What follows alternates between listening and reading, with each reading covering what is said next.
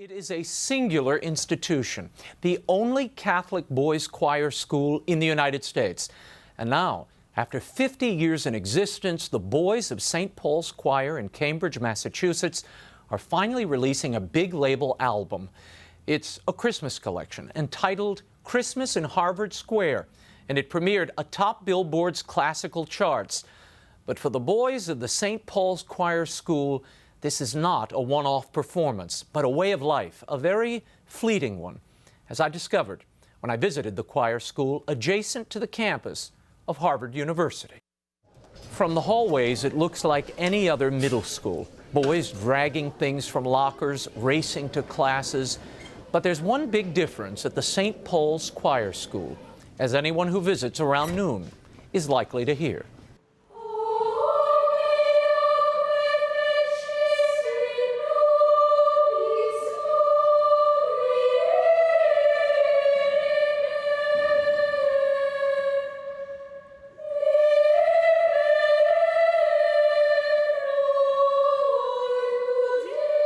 Ethereal young soprano voices fill St. Paul's Church each day for the Mass.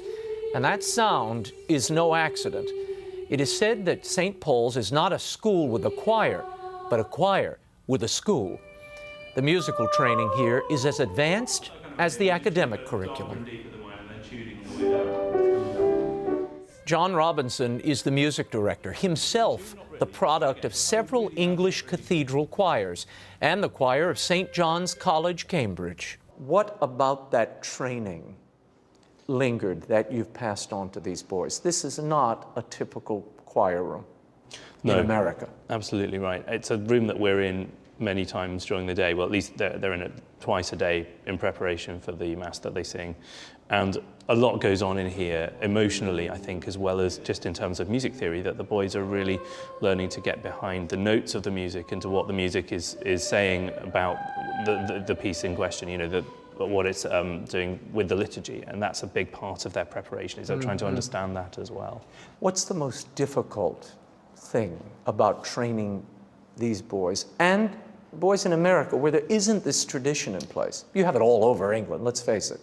It's a funny thing. I find a lot of things are very easy in a way to communicate with the boys here, and particularly to do with what the music means and the prayer behind the music and how you get into shaping the emotions of the music and the phrases of the music. And to me, those are the most important things, really. The training is rigorous, particularly for 4th through 8th grade boys. In addition to science, math, literature, and religion, the boys sing at Mass and at several rehearsals throughout the day, under the watchful eye of John Robinson. At first, it definitely was very hard, and you always have to be just on the beat and everything. And after you get used to it, you just know the circumstances that he likes and all that stuff. So I think I got a lot more used to it than at the beginning. It was very scary at first. The tone is something we work on a lot. Well, when we were in the 4th grade, I remember tune, dynamics, tune. Robinson can be exacting in the rehearsal room.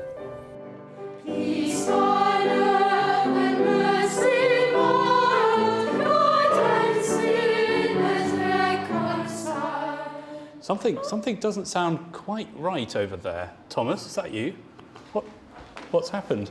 It sounds different to usual. In a good way or a bad way? Maximo, are you okay? You all right? Yeah. Huh. Thomas, you were flat. You were flat the whole time. Just let's work on it. Let's work. Stand closer to me and you'll hear how it's supposed to sound, Thomas. I think we're ready now. That it really is difficult to get a 9 or 10-year-old boy to understand how to sing something expressively when they barely want to look you in the face, because they're shy boys. They're looking at the ground half the time. So to get them to perform is a big deal. What do they learn about life and the liturgy through this process of encountering the sacred music every day in their mouths, in their breath? I hope that they learn to give to God the best they can offer. I think that's what we're after here, is to really do this excellently and to be able to realize that for them, really the sky's the limit. They can get better at this all the time. If they're offering their gifts back to God and they're able to keep on working at them, that's a very strong thing to be building on. Reverence and attention to the grandeur of the sacred music is stressed in the daily training. The boys are required to wear formal red cassocks and those lacy collars or ruffs for performances. Sometimes the Velcro gets poked into you, but most of the time it just tickles. The boys are also required to play piano, recorder, and sight read, a challenge for some, old hat for others. In my old school, which is Holy Name Parish School, I did band and I learned how to read the treble clef. When I first got here, I was ahead in music theory because I knew all the half notes and the notes in the treble clef. So I didn't find theory that hard at first, but once they started introducing stuff like compound time, I found it a tiny bit harder, but I'm still ahead. No matter where they start, all the boys have been transformed by the experience. Before I came to the school, I really liked the pop music, but it's changed because I'm starting to enjoy classical music more now because it's just so many different key changes and dynamics. I thought I did not enjoy singing. I didn't realize I might have been the loudest person at the church when I sang. The thing is, I love singing now because it's just a mental challenge to lift your heart and mind to God as well as a spiritual challenge. Father Michael Dre is the pastor of St. Paul's Church and the head of the Harvard Catholic Center. He believes the daily exposure to sacred music touches the boys in another way. And music is an opportunity to look into the divine, an opportunity to look into the heart of God, if you will, and to feel His presence in a new and in a significant way. And how music serves the liturgy, which is the central aspect of our Catholic faith, the Eucharist.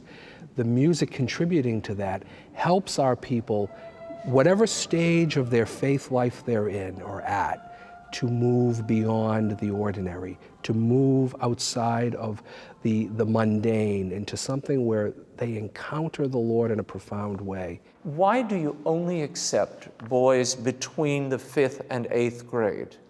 Well, the school was founded as, we actually have a 4th grade. So the school was founded as being 5th to 8th grade, and we brought in the 4th grade because the boys' voices are beginning to change earlier in general on average. So we needed more time to be working with them before the voice change began in order to get them where they needed to be musically.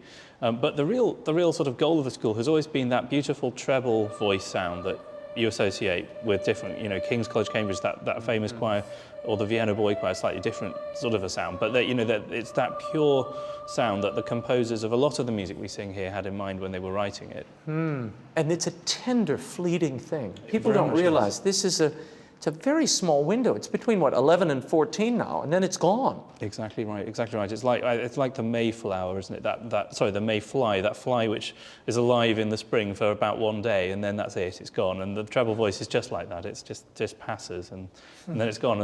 And everybody weeps when their voices change. Those whose voices are in transition graduate into the Schola Cantorum. Others join the men's choir. We'll still be singing, but just in a different tone, like alto, tenor, and bass. Still other boys become altar servers.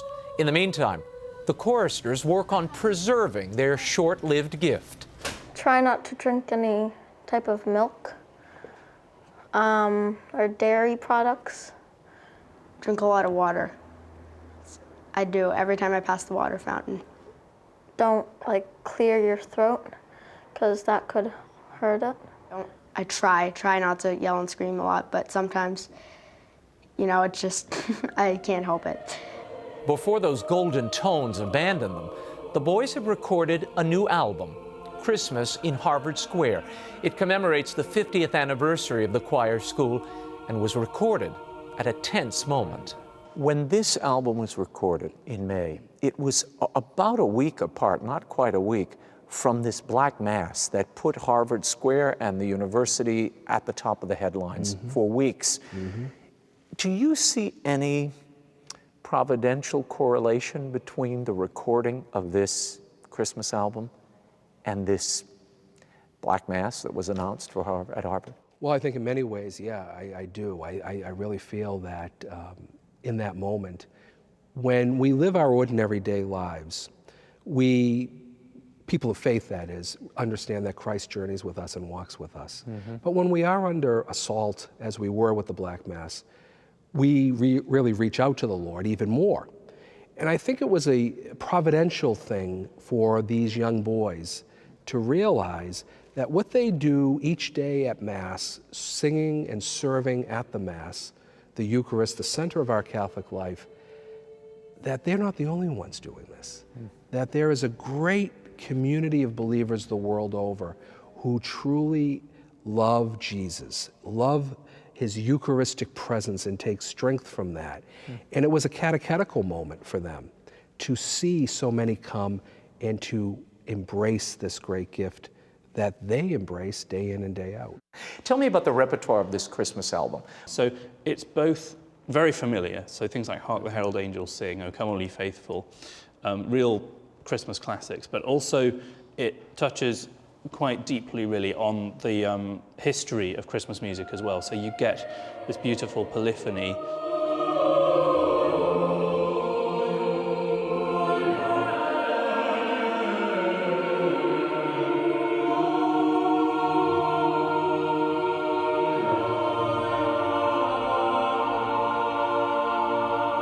The hope is that this will reawaken in many throughout the church the beauty of this great gift that we have in Gregorian chant, in polyphonic music, and how this was written to serve the liturgy, to worship God, and for those who are in the position to embrace the call of Benedict XVI, to really look at the beauty of the liturgy and to reform the liturgy. The boys have their own hopes for the Christmas album and what it will engender in the listener. I think I want people to, just think about God when they listen to these and to worship him in every way that's possible.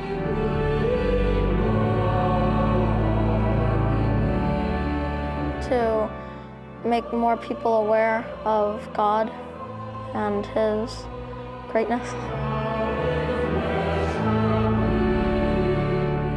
I hope that they see how beautiful church music is and how beautiful God is in all his power and might.